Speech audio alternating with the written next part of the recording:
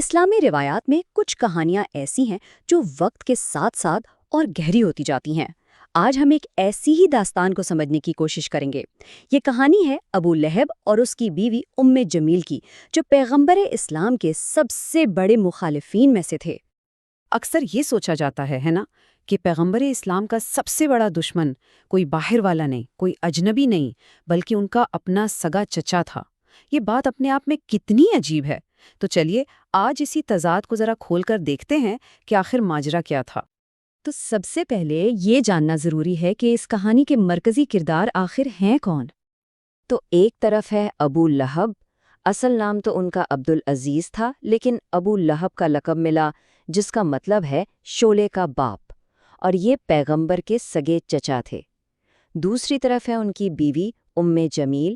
ان کا تعلق مکہ کے ایک بہت ہی با اثر قبیلے قریش سے تھا، تو سمجھیں کہ یہ ایک پاور کپل تھے۔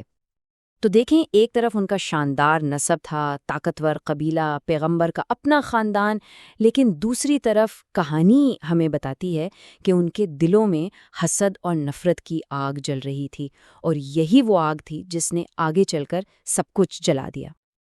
اچھا، ان کی دشمنی کوئی معمولی مخالفت نہیں تھی، یہ صرف اختلاف رائے نہیں تھا، نہیں، یہ ایک پوری مہم تھی جس میں ظلم اور تکلیف پہنچانے کے نئے نئے طریقے اپنائے گئے۔ دیکھتے ہیں یہ سب کیسے شروع ہوا اور کہاں تک گیا۔ پہلے تو ابو لہب نے کوہ صفا پر کھڑے ہو کر سب کے سامنے پیغام کی مذمت کی۔ یہ تو ہوئی عوامی مخالفت، لیکن بات یہی نہیں رکی۔ جمیل نے اسے ایک ذاتی جنگ بنا لیا۔ روایت کے مطابق وہ راتوں کو کانٹے دار جھاڑیاں اکٹھی کرتی۔ سوچیں، کس لیے؟ لکڑی جلانے کے لیے نہیں، بلکہ پیغمبر کے راستے میں بچھانے کے لیے، تاکہ جب وہ صبح نماز کے لیے نکلیں تو ان کے پیر زخمی ہوں۔ یہ روز کا معمول تھا۔ اور پھر وہ ہوا جو شاید کسی بھی باپ کے لیے سب سے بڑا دکھ ہوتا ہے۔ انہوں نے اپنے بیٹوں عتبہ اور عتیبہ کو مجبور کیا کہ وہ پیغمبر کی 2 بیٹیوں حضرت رقیہ اور حضرت کلثوم کو طلاق دے دیں۔ یہ دشمنی اب نظریات سے نکل کر گھروں کے اندر آ چکی تھی۔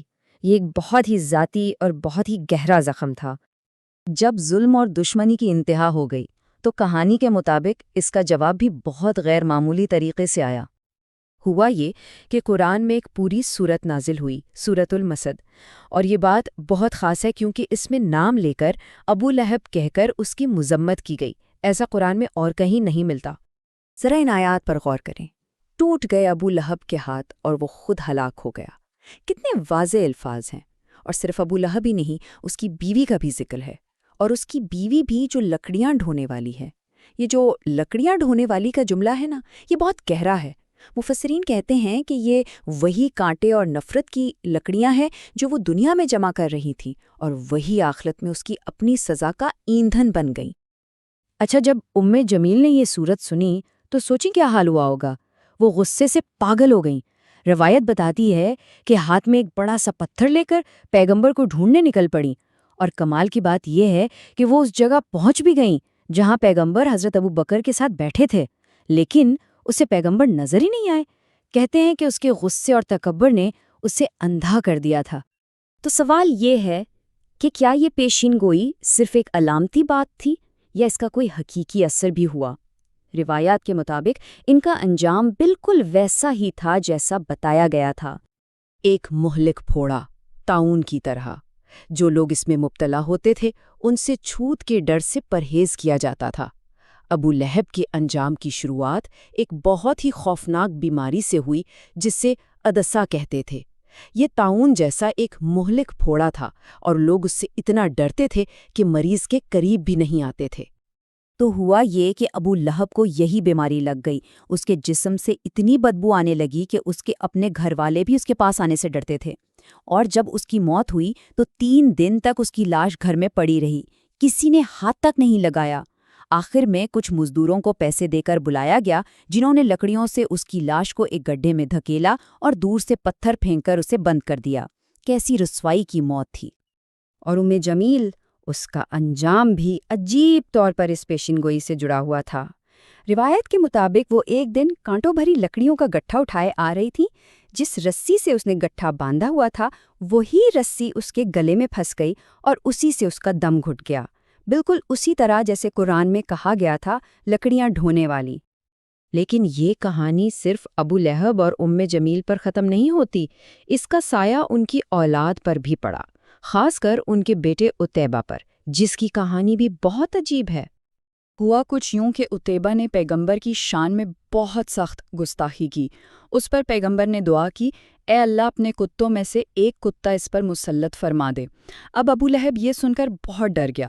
جب عتیبہ ایک تجارتی قافلے کے ساتھ شام جا رہا تھا تو ابو لہب نے سب کو اکٹھا کر کے کہا، دیکھو مجھے محمد کی دعا سے ڈر لگتا ہے، میرے بیٹے کا خاص خیال رکھنا۔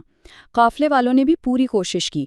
رات کو عتیبہ کو اپنے سامان کے ڈھیر کے بیچوں بیچ سلایا تاکہ وہ محفوظ رہے، لیکن روایت کہتی ہے کہ رات کو ایک شیر آیا، اس نے پورے قافلے کو سونگھا، سب کو چھوڑ دیا اور سیدھا جا کر عتیبہ کو چیر پھاڑ ڈالا۔ تو یہ سب جاننے کے بعد سوال یہ اٹھتا ہے کہ اس پوری کہانی کا، اس ڈرامیٹک انجام کا اصل سبق کیا ہے؟ ہم اس سے کیا سیکھ سکتے ہیں؟ دیکھیں، اس کہانی سے کچھ باتیں بہت واضح ہو کر سامنے آتی ہیں۔ پہلی یہ کہ خاندانی تعلق یا دنیاوی رتبہ کوئی بھی چیز آپ کو آپ کے اعمال کے نتائج سے نہیں بچا سکتی۔ دوسری بات، ہر عمل کا ایک نتیجہ ہوتا ہے اور وہ بہت سنگین بھی ہو سکتا ہے۔ اور ایک بہت اہم نکتہ یہ بھی ہے کہ پیغمبر کی زندگی میں جہاں معافی اور درگزر کے ہزاروں مثالیں ہیں، وہیں یہ واقعہ ایک غیر معمولی کیس کے طور پر سامنے آتا ہے جو توہین کی سنگینی کو ظاہر کرتا ہے۔ اور آخر میں یہ کہانی ہمیں ایک بڑے سوال کے سامنے لا کھڑا کرتی ہے کہ معافی اور انصاف کے بیچ میں جو ایک باریک سی لکیر ہے وہ کہاں کھینچی جائے۔ یہ ایک ایسا سوال ہے جس پر ہر دور میں غور کیا گیا ہے اور مختلف روایات اس کا جواب اپنے اپنے انداز میں دیتی ہیں۔